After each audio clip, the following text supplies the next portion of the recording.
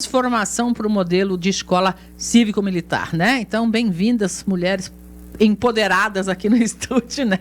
Deixa eu começar pela vereadora Silvana, que nos possibilitou aí esse convite, né, às diretoras. Bem-vinda, vereadora, bom dia. Obrigada, Marlene, aí pela oportunidade, né? Toda a equipe da Rádio Sorriso, a gente sabe, sempre a gente fala o quanto as famílias escutam essa rádio, então aqui é um meio de comunicação muito importante para levarmos aí o que está acontecendo na nossa cidade, né? Perfeito. E considerando que aí esse mês as escolas estarão passando por esse processo de escolha aí, que as famílias vão poder ajudar a votar, né, se querem ou não esse modelo cívico-militar, dessa indicação, inclusive, que partiu também da Câmara de Vereadores ano passado, essa cobrança, né, Marlene, junto ao governo do Estado, buscando aí a questão de melhorias para as nossas escolas, para a qualidade da educação, no sentido do que a gente está vivendo, né? Eu sou formada em pedagogia, por muitos anos me questionei, também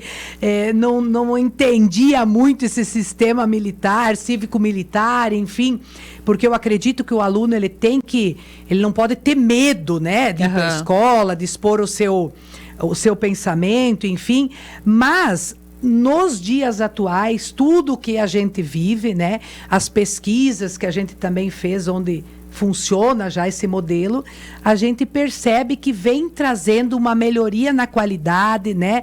Mais tranquilidade para as escolas trabalharem com os alunos, trabalharem de fato aquilo que é o papel da escola, o conteúdo em si, né? De cada disciplina. Ensinar português, matemática, geografia, o que for necessário. Então, considerando tudo isso, nós fizemos esses requerimentos, né? Estamos felizes que as escolas estão com esse processo aberto e é bacana ouvir as diretoras o que elas trazem aí, né, nesse sentido, elas que estão lá na ponta todos os dias vivendo a educação de Sorriso. Bem-vindas, então, Jaqueline Moy, vou começar por ela aqui, que é a diretora do INAT, que inclusive já está no processo das assembleias, né, Jaqueline, bom dia. Bom dia, isso mesmo, nós começamos ontem já com as turmas de 6º, 7º e 8º anos, a gente fez a assembleia com os pais, explicando para eles como é o método cívico-militar, porque tem muitas pessoas que confundem o cívico-militar com o militar, então a gente precisa deixar a comunidade ciente do que é para poder fazer uma escolha consciente.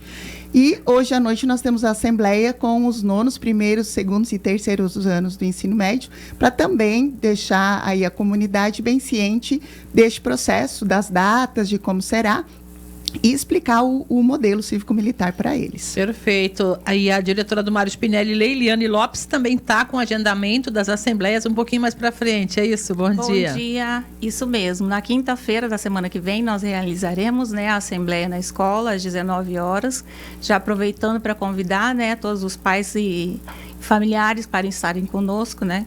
E nós precisamos, então, apresentar esse modelo para que a sociedade, né, na verdade, a nossa comunidade escolar faça essa escolha, né, se aceita ou não a implantação do projeto e converter a escola em cívico-militar, né?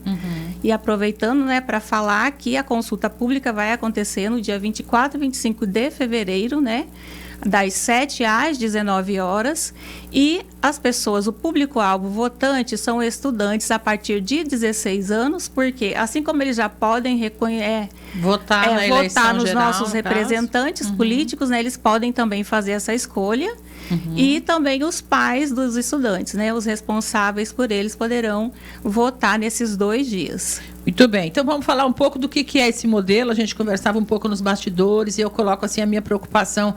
Gosto de tratar tudo com muita transparência, nós estamos com microfones abertos ao vivo para todo mundo que está aqui. Existem muitas críticas em relação a essas mudanças que estão ocorrendo, então eu gostaria de ouvir das senhoras o que de fato é previsto nesse modelo, o que muda, e falar um pouco mais, aprofundar a motivação para isso, considerando que entre os críticos há aqueles que colocam que isso poderia, de certa forma, mascarar a dificuldade que está havendo de investimento na educação, da qualidade, questões que tratam da valorização do profissional professor, que a gente sabe que nenhum de nós estaria sequer lendo ou escrevendo hoje se não tivesse passado pela mão de algum deles, né? Então, eu gostaria que vocês ficassem bem à vontade para nos explicar, para quem está ouvindo, o que é o sistema, para a gente avançar no entendimento disso mesmo. O sistema cívico-militar, ele se diferencia do militar, porque no militar os gestores são militares. Na escola militar, na escola militar, por exemplo. Exatamente. Lá o gestor é um militar, os coordenadores deles também são militares. Claro que também existe coordenador civil, mas a maioria são militares. Certo. Enquanto que na cívico-militar, o gestor, o diretor é uma pessoa civil. Então, eu vou continuar sendo a diretora da Escola Inácio, assim como a Leiliane vai continuar sendo diretora da Mari Spinelli. Certo. Os meus coordenadores, eu tenho 5 coordenadores, eles vão continuar sendo coordenadores, cada um do seu período. A diferença é que esses militares, eles virão, são 5 militares que as escolas cívico-militares têm de direito, eles virão para ajudar na gestão. Então, quem determina a gestão continua sendo o diretor civil. E eles vêm para ajudar no pedagógico, eles vêm para ajudar na disciplina, eles vêm para ajudar na segurança. Então, quando você consegue tirar do coordenador pedagógico esses problemas corriqueiros que a gente tem, ele tem o tempo necessário para atender o professor, para daí sim fazer o trabalho pedagógico dentro de sala de aula, que é o que hoje a gente não consegue fazer, esse acompanhamento do pedagógico, porque são muitas demandas que a gente tem, né? São alunos que estão passando mal, são alunos que acabam extrapolando, que acabam depredando patrimônio público, que acabam fugindo de sala, a gente ainda tem problema com celulares e tantos outros problemas que quando você vê, o dia acabou e você não conseguiu atender um professor. Então, eles vêm nesse auxílio, de estar nos auxiliando, principalmente na segurança. A gente vê que a gente tem ainda muitas brigas, eles gostam ainda, eles são muito agitados, né? São pequenos, então qualquer coisinha para eles é o suficiente para eles quererem tirar aquilo na força e não na conversa. Então, sufoca a coordenação. Entendi. E aí a gente não tem esse tempo para trabalhar o pedagógico. E nesse sentido, então, mais pessoas e pessoas que são aí formadas, pessoas que sabem lidar com problemas, vai nos ajudar muito, né? Vai deixar a gente mais tranquilo para poder fazer aquilo que de fato é a nossa função de ensinar. Perfeito. Leliane, contribuições aí a essa reflexão. Então, as escolas, elas passam por um estudo de viabilidade técnica da SEDUC para poder entrar nesse programa ou não. E a lei traz uns requisitos que a escola precisa ter para entrar nesse modelo. Então, a questão do desempenho acadêmico, como que estão esses níveis, a evasão escolar. Então, a escola tem um nível muito grande de evasão escolar, principalmente no nosso caso, escolas de ensino médio, né? A questão da violência e da insegurança no ambiente escolar. Então, como que esse processo acontece? Abre um edital, o gestor vai lá, junta toda essa documentação, coloca no sistema e a SEDUC analisa se a escola entra dentro desse perfil ou não. Então, por que há necessidade da escola se inscrever nesse programa? Porque a gente tem recorrência dessas questões dentro da escola. Então, estamos falando abertamente, né, Marlene, como você disse? Sim, com certeza. A questão do uso de drogas, né? Então, por exemplo, raramente a gente tem problema com o aluno uniformizado. O governo oferece um uniforme, a coordenação cobra, liga para a família. No entanto, ele pode estar perfeitamente uniformizado e acessando a escola de outra forma, né? Com uma substância ilícita. Então, a gente tem várias coisas. Então, assim, falando francamente também, a gente teve o ano passado um caso específico na Mari Spinelli, que era um professor, né? Então, assim, algo muito triste para nós, a comunidade ficou chocada, né? Então, a gente está no movimento de tentar resgatar a Mari Spinelli, porque é a escola mais antiga da cidade, é uma escola com muito prestígio, formou vários cidadãos, né? Alguns mais ilustres ainda, né? Então, a gente, assim, tem boa parcela da sociedade Sorriso formada pela Mari Spinelli. Então, nós não podemos entregar a escola para que ela não tenha o efeito que é necessário, que é formar cidadãos conscientes, com o conhecimento necessário para eles escolherem fazer o que eles quiserem fazer. Então, quando a escola entra para esse programa, quer dizer o seguinte: eu preciso focar no que é necessário. Papel da escola. A minha visão pessoal com relação à questão do Estado estar se omitindo e investir na educação com relação a isso. Então, por exemplo, a escola já perdeu um pouco da autoridade, principalmente nós, professores, porque a gente tem muitos que chegam, o médico vai lá, ele faz a cirurgia, ninguém chega lá falando como que ele tem que fazer o trabalho dele. Na nossa sociedade, não. Na escola é diferente. Exatamente. Chega lá, todo mundo quer mandar. Se a escola tem horário para entrar, a gente tem uma questão aqui do ensino noturno, por exemplo, que é o nosso caso. As aulas, quando vai fazer a inscrição, as aulas do noturno iniciam 18h40, vai até às 22 horas. Por quê?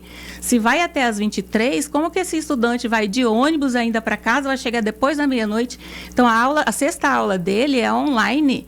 E aí, a escola tem que ficar aberta até 8 horas para esse aluno entrar, com justificativa de trabalho, entende? Então, assim, quando a gente vai cobrar compromisso, quando a gente vai cobrar horário, quando a gente cobra uniforme, nós não estamos cobrando nada que é impossível, entende?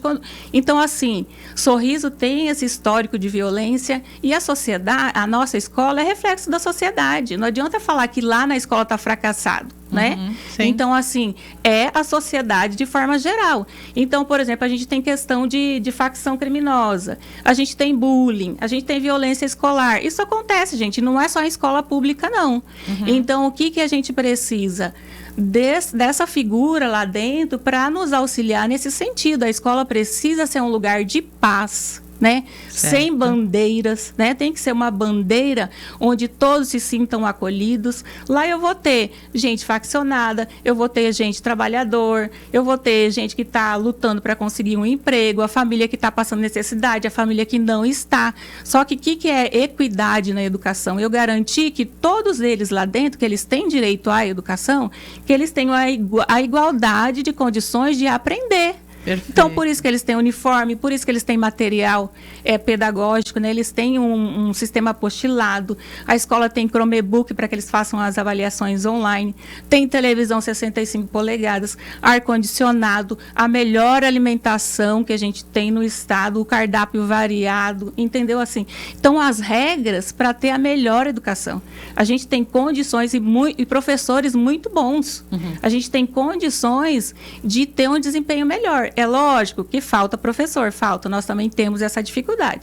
Uma que já não tem tanto essa mão de obra, né? E vai escassear mais se não melhorar outras coisas. Exatamente. A gente tem também essa questão da valorização profissional, que isso vai, e esse desgaste do dia a dia da educação vai trazendo um adoecimento do nosso grupo, né? Sim. Então, assim, nós não estamos aqui dizendo que vai ser a receita do bolo, que a gente vai conseguir, né? Resolver todos os problemas mas do mundo. Que é uma tentativa e que a comunidade que vai decidir se a gente pode ou não entrar, né? Então, a votação vai acontecer e nós vamos acolher o que a comunidade vai decidir nesse caso. No caso, é a comunidade quem decide. As senhoras podem ficar mais um pouco conosco, eu preciso chamar o intervalo, dado o avanço da hora, mas a pauta não se esgota, né? Aliás, essa pauta ela é bastante extensa, né? A Jaqueline Mó e a Leiliane Lopes, diretoras de escolas, né? Respectivamente da Inácio e também da Maria Spinelli aqui, e a vereadora Silvana ainda, que está hoje, ficou quietinha, vereadora. Você viu? Isso é uma dificuldade para mim. Você viu como é que é? Daqui a pouquinho a gente vai falar com ela, para quem está também preocupado com questões relativas ao transporte escolar, que é uma pauta que a gente já vai avançando nisso agora. Mas primeiro vamos tentar responder um pouco dessa pergunta que eu deixei aqui para a gente lanchar no intervalo, como a gente brinca aqui às vezes. Corte de cabelo, como é que vai ser? E questão de uniformes nessas duas instituições de ensino aqui. O que dá para falar sobre isso? Os uniformes serão mantidos os mesmos que os alunos da escola mesmo, uniforme da escola. Não é uniforme militar. Não é uniforme militar. Então, eles vão continuar usando o uniforme que eles receberam. Alguns já receberam, alguns ainda não, por conta que não chegou para todos ainda. Mas é o uniforme normal, camisetinha azul que eles já usam. Nada muda com relação ao uniforme. Com relação aos cabelos, não vai ser pedido para raspar a cabeça, como muitos têm medo aí. Nada disso vai acontecer. E qualquer mudança que for acontecer, ela é gradativa. Ela não é uma coisa que os alunos vão chegar lá hoje e amanhã vai estar acontecendo. A nossa maior preocupação, ela é na segurança e na disciplina. Então, isso é uma preocupação para nós. Mas, com relação a corte de cabelos, com relação as meninas têm que andar tudo com um coquinho, isso não é uma coisa que vai acontecer, pelo menos não nesse momento, certo? O Inácio, você se refere, Isso, estou me referindo a Inácio. A escola Inácio. Exatamente. E ela do Mário Spinelli, né? Que cada escola tem adotado algumas regras, né? Exatamente, porque nesse período de transição, se realmente for, né, acontecer, né? Se escolherem sim para a perguntinha que será feita lá no caso. Assim, a gente tem umas prioridades, o importante para nós agora não é isso. né? Então, assim, a gente precisa de um ambiente seguro, como a gente já reforçou aqui várias vezes, em que eles consigam se dedicar mais ainda. Nós temos muito bons alunos, eu quero reforçar isso aqui. Então, assim, a gente tem famílias comprometidas, alunos comprometidos também. Então, a gente precisa, na verdade, diminuir esse número, né, de evasão escolar, muita gente abandonando a escola por N motivos, né? A questão também do desempenho, assim, até, né, fora às vezes da faixa, como é no estado ou no próprio país, né? Então, a gente precisa trabalhar para melhorar isso, e a disciplina, ela contribui muito, né? Então, o que acontece? O nosso foco não é isso agora, é a segurança escolar. E a gente precisa, então, deixar claro para a sociedade que, se isso for acontecer, é de forma gradual. E é algo que é alinhado entre o gestor civil e o gestor militar que virá. O que a gente pode dizer é o seguinte, que os símbolos nacionais, eles serão, sim, abordados. Os alunos terão, então, um momento de cantar o hino nacional. O civismo será retomado, exato, né? Esse momento de olhar para os nossos símbolos nacionais, a forma de receber o professor em sala de aula, né, fazendo respeito, respeito, né? Então, isso aí a gente realmente vai trabalhar com eles através desses militares que estarão lá. E não só isso, por exemplo, as escolas cívico-militares, elas têm a questão dos jogos, né? Eles têm uns jogos específicos para eles. A questão de fazer uma interclasse, de organizar a questão esportiva, que os adolescentes gostam muito. Então, a gente tem não só a questão da segurança em si, mas a gente tem também a parte boa também, né? Vamos dizer assim, a visão dos alunos, né? Que é esse envolvimento dos militares organizando essas atividades dentro da escola. Perfeito. Ensino noturno, tem preocupações chegando também, vai acabar, será mantido? Como é que fica isso? Então, a princípio, para fazer parte do programa, né, a escola não poderia ter ensino noturno, como é o caso que a gente já tem aqui em Sorriso da Arlete, Maria Capelari e da 13 de Maio. Escolas que tinham noturno e acabaram fechando. Mas, por outro lado, vocês vejam também que a escola José Domingos Fraga não atende mais noturno. Então, o que acontecia com essas escolas? Funcionando no turno noturno para atender 3 turmas. Então, assim, para o Estado, né, é um gasto alto sem ter demanda. Por isso, hoje, em Sorriso, na rede estadual, o noturno está concentrado na Escola Inácio Chevinsky e na Mara Spinelli. Então, assim, nós temos a garantia de que o turno não vai encerrar, porque a gente tem essa demanda, a gente precisa atender essa comunidade. Enquanto houver demanda, vai existir o noturno. O que pode acontecer a princípio, o gestor não teria essa obrigação de cumprir o noturno, de cobrir o turno noturno, né? O gestor militar. Mas pode acontecer, junto com o gestor civil, de fazer uma escala, né? Para que ele venha no noturno. Alguns dias de dia, outros à noite. Exatamente, para a gente conseguir se organizar de forma que contemple a escola. E as nossas escolas não são as únicas, tem várias já no estado que são cívico-militares e que atendem o noturno. Também. Então, já começou a se expandir. Então, inicialmente, realmente era só... De dia. Exatamente. Hoje já não mais, porque eu acho que eles começaram a perceber que também seria interessante estar no período noturno, e começou a se expandir nesse sentido. Então, graças a Deus, assim, a gente tem a possibilidade, né? Tá. Nós, claro, não queremos forçar ninguém a nada. Por isso que a gente está aqui para esclarecer, explicar para a comunidade as vantagens que tem de ser, e eles fazerem a livre escolha aí no dia 24 e no dia 25, em ambas as escolas. Muito bem. Deixa eu passar aqui a palavra para a vereadora Silvana, porque a gente entrou num tema agora que, inclusive, a senhora nos alertou, já tem até audiência marcada, que é o transporte escolar, porque para ter ensino noturno, em muitos casos aí temos esse problema, e talvez essa debandada ou falta de, inclusive, de demanda, né, de alunos para preencher turmas, tem a ver com isso. Como é que está essa questão, vereadora? Eu sempre falo, Marlene, que o poder público ele está aí para facilitar e oportunizar as pessoas ao conhecimento, né? O mínimo que nós podemos fazer enquanto prefeitura é ofertar o transporte, né, para os alunos. Sim. E estamos com alguns problemas, sim, em algumas linhas e alguns bairros, né, em algumas escolas, não só no noturno, que alguma nem tem, né? Você pega o IFMT, Nós temos relatos de alunos aí que, se não abrir linhas para o IFMT, vão acabar desistindo. Que hoje não está cobrindo com o transporte escolar diretamente, só com nem o coletivo. Nem com o coletivo, porque às 10 da noite já não tem mais coletivo. Para voltar para casa, né? Tem para ir, mas não tem para voltar. Isso, não tem para voltar. Dificulta, então, como é que faz, né? Então, essa audiência, nós queremos discutir isso. Que dia que vai ser? Discutir essa qualidade do transporte, as linhas que estão tendo, né? Nós precisamos da participação dos pais, da sociedade em geral, dos alunos. Dia 24 agora, de fevereiro, né? Às 19 horas, lá no Instituto Federal. No IF. Nós vamos fazer lá no auditório do IF, porque eles têm um auditório amplo, né?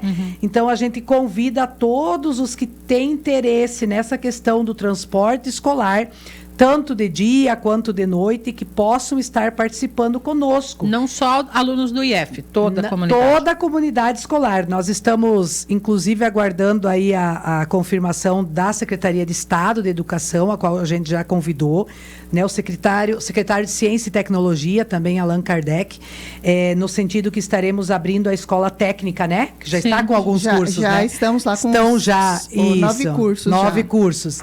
E toda essa questão do transporte envolve todas as nossas escolas, né? Sim. Todos os ensinos em si, superior, enfim, que a lei já permite os municípios fazerem, né, esse transporte também. Então, nós temos condições de fazer isso. A gente acredita que o município é pujante, precisamos mão de obra, precisamos de pessoas qualificadas cada vez mais. E volto a dizer, o mínimo que nós podemos ofertar é o transporte, né? Então, é nesse sentido, dia 29. Só reforçando o que elas... 24, aliás. 24 às 19 horas. Reforçando aqui o que elas disseram, Marlene, eu vejo que essa questão do cívico-militar... vendo as que já estão, né, nesse sistema, veio para fortalecer a educação, né? Trazendo essa questão de organização, trazendo essa disciplina que traz tranquilidade para os professores trabalharem, traz para o aluno mais aprendizagem, né? Que é isso que se busca lá na ponta. Então, acima de tudo, as famílias estarem cientes do que elas falaram, né? É importante saber que o mundo aqui fora, ele exige regras a todo momento. Os nossos filhos vão trabalhar, eles vão ter que cumprir regras, eles vão ter que... Então, por vezes, em alguns lugares que já implantaram, a gente percebe as famílias, às vezes, também não comprando a ideia, não entendendo o sistema e, por vezes, daí fica difícil. Então, que as pessoas possam primeiro entender... É importante, né, essa fala das senhoras aqui é muito importante hoje. Discutir com seus filhos, né, para poder ir lá votar e entender como que vai ser a escola, né, o que eles querem. Perfeito. Pois não, professora, fica à vontade. A Silvana falou, tocou num ponto bem importante, a questão de cumprir horário. Eu me lembrei aqui, nós temos um problema já de alguns anos, que é a questão dos nossos estudantes trabalhadores, tá? Então, é uma dificuldade muito grande, porque, assim, as famílias, de forma geral, é lógico que cada uma tem a sua necessidade, elas estão priorizando o trabalho em detrimento do estudo, da escola. Isso gera um problema para nós que a gente não consegue resolver. Por exemplo, o ensino médio, ele começa às 7 da manhã, estou falando do período da manhã, a aula vai até o meio-dia. À tarde, ele entra às 13, sai às 18. E o noturno, na Mara Spinelli, ele entra às 18h40 e sai às 22h, e aí a última aula a gente faz online para eles conseguirem sair. Então, assim, nem as 6 aulas que a gente teria, o noturno não tem, que é para facilitar para esse aluno trabalhador, né? Então, assim, o que tem acontecido, principalmente com relação aos estagiários, né? A maioria contratados pela prefeitura. Então, por exemplo, esse estudante está lá no 3º ano, no 2º ano do ensino médio ou até no 1º ano, ele precisa entrar no trabalho ao meio-dia e ele sai da escola ao meio-dia. E as famílias nos procuram e aí elas ficam contra a escola, achando que é um problema que é a gente. Só que eu não posso. A gente tem uma organização de carga horária, se eu libero esse aluno todo dia para ele sair 11, 15, todo dia ele vai perder um componente curricular. Como que ele vai ter o desempenho acadêmico, como que ele vai... A questão da falta. Cada dia que esse aluno falta, é 6 faltas que vai para o sistema. Quando a gente tem 3 faltas consecutivas, 5 alternativas, eu sou obrigada a comunicar ao conselho tutelar. Aí é uma demanda para a escola para entrar em contato com a família, por que esse aluno está faltando. Então, a gente fica... E eu vejo os comentários nas redes sociais com relação a isso. Ah, tá, eu não vou, aí ficam correndo atrás de mim. Porque a legislação é isso. A obrigação nossa, né? O ensino básico no Brasil é obrigatório. Então, quem está dentro da escola fica o tempo todo. A gente se preocupa muito porque a permanência é outra política pública que precisa. Eu não posso só garantir acesso, eu tenho que garantir que ele esteja ali, que ele permaneça, que ele faça todo esse ciclo. Então, por exemplo, a gente tem um número de evasão no terceiro ano muito grande. Porque vão para o trabalho. A Mari Spinelli, por exemplo, é 18,45% de terceiro ano. Então, assim, a gente tem um número altíssimo. Ano passado, mais de 300 estudantes só na nossa escola deixaram de frequentar. E isso gera tanto o abandono escolar, que é no ano que ele está matriculado, quanto a evasão. E a escola é responsável por alimentar esses sistemas. Então, assim, imagina o fluxo para o conselho tutelar. Se vai para o conselho e não resolve, tem que ir para a promotoria pública. Só não tem um volume maior porque a coordenação pedagógica não dá conta de fazer no prazo. Mas, assim, por exemplo, eu tinha o ano passado 1.800 estudantes. 1.800 nos 3 turnos.